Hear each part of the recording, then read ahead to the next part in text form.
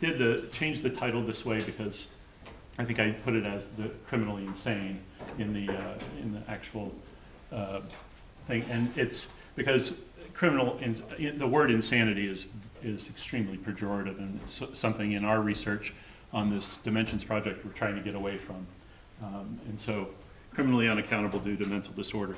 So I've got a lot here. I'm going to try to run through it quick. We'll see how I do. So I start with a psychiatric distinction. Rahman et al. Have offered a term called extreme overvalued beliefs, and they've put it out there explicitly to aid in criminal evaluations of responsibility in cases of terrorism, mass shootings, and other extremist acts. And it's developed from the concept of overvalued beliefs, which is actually in the DSM. EOBs are not. Use that abbreviation. But part of my idea for this paper came from the idea that overvalued beliefs are unreasonable and sustained beliefs. And I thought, unreasonable, that's interesting. EOBs are shared by other people in one's subculture or group. Sorry, I think the screen share is not on. Oh no, okay. Can you please do what you need to do?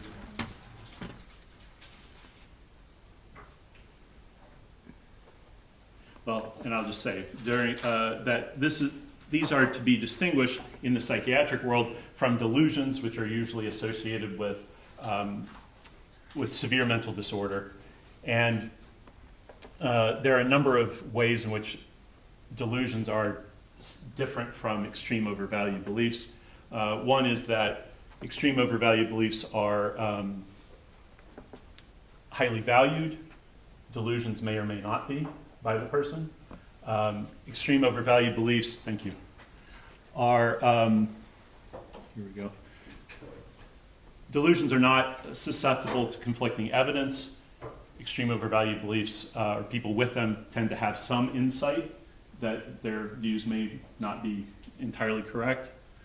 The content doesn't determine whether a belief is delusional, whereas with extreme overvalued beliefs, it does tend to be that it's extreme in its character, one way or another. EOBs are highly valued by the individual, as I mentioned, but in practice, these are very difficult to distinguish.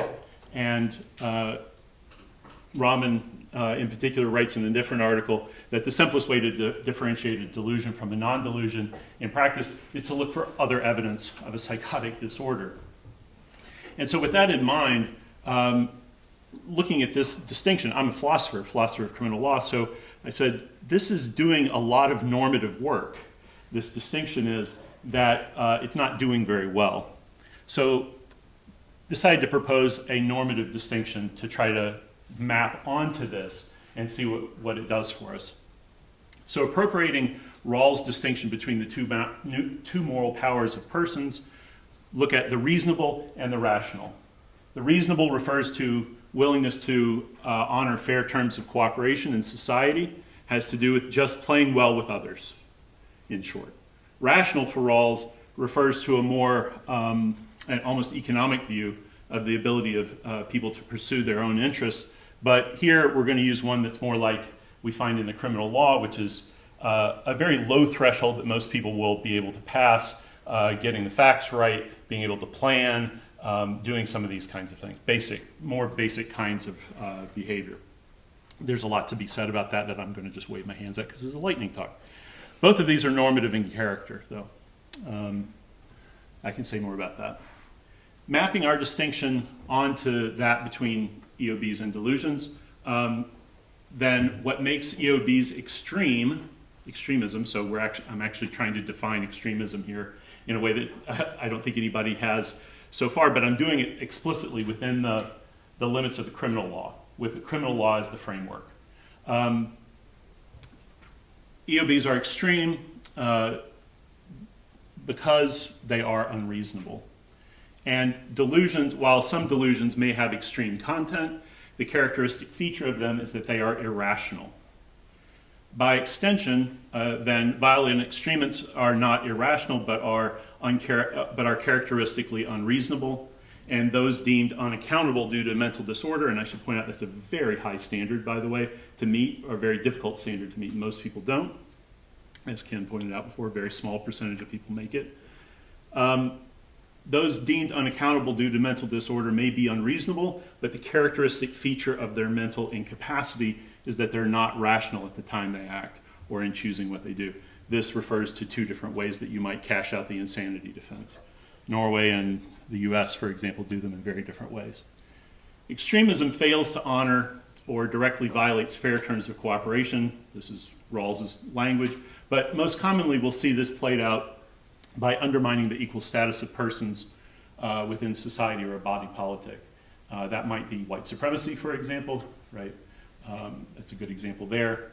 Another way extremism tends to be unreasonable is by failing to respect the need for or grounds of reciprocity, here pertaining to the constraints on the pursuit of self-interest we all live within. So sometimes extremism means that they think the rules don't apply to them the way that they apply to other people, for example.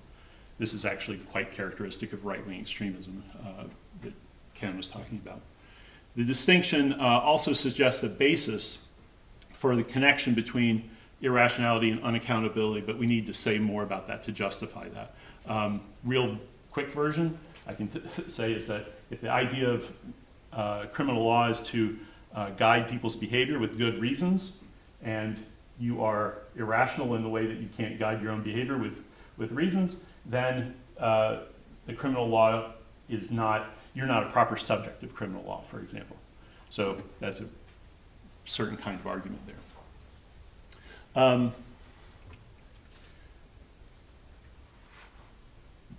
What I've just said has to be qualified rather massively, really quickly. So there are political limitations on this. Freedom of thought, freedom of speech, freedom of association will all limit government intervention into the unreasonable and limit it to actions.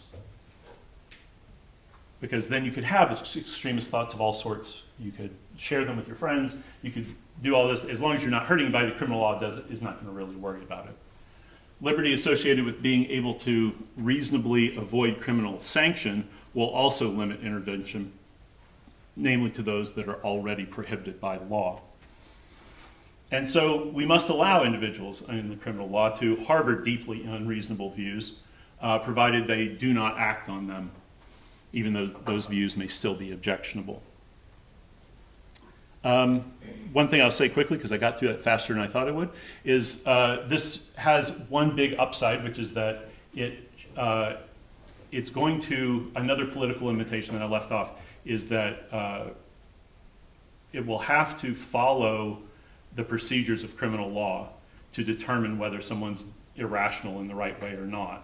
And given the way that excuses work, especially in the Anglo-American tradition,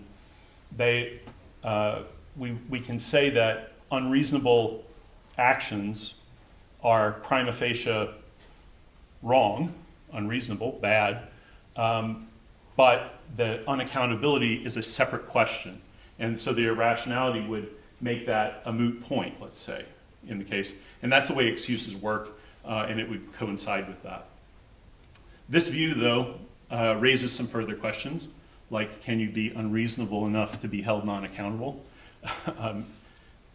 Or how do we define rationality? A lot hangs on that answer. I was just discussing this with Ken and Ian outside, is that for example, in this case, if we defined rationality to include empathy and social abilities of different sorts, then sociopaths and psychopaths would be irrational and thus would be excused for their behavior, for example. And finally, this is just one little thing I'm working on separately, is if rationality is a prerequisite for responsibility, why isn't it necessary for one to be responsible? And what I mean by that is that there are a lot of people who do a lot of irrational things that are not like deeply irrational, but just not very rational, that they're held responsible for. So that's my talk. I think that's 10 minutes.